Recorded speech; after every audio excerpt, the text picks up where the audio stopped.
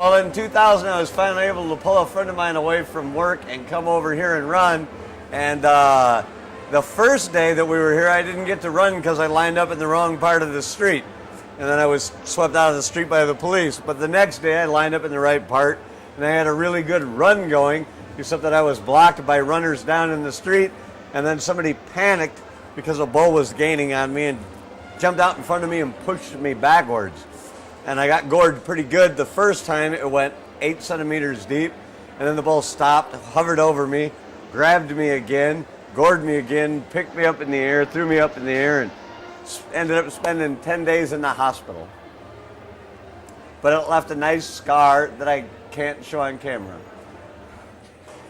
We're standing right at the spot where I was gored at, where I had a good run going 2 years ago.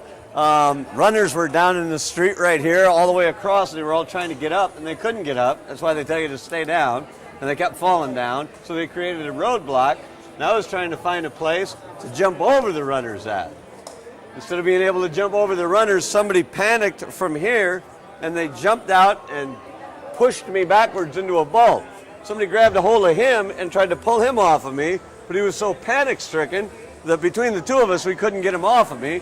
Meanwhile, the bull gained his footing because he had slipped behind me, and he gored me with his right horn into my left buttocks, and I spun around to the side here where I laid on the ground, and the bull reached down and grabbed me again and threw me up to these balconies, which I have a picture of me crashing down.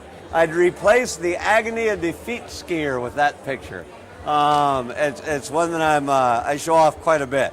But now I've all healed again, and it's 2002, and I'm back to try again and try to stay all intact.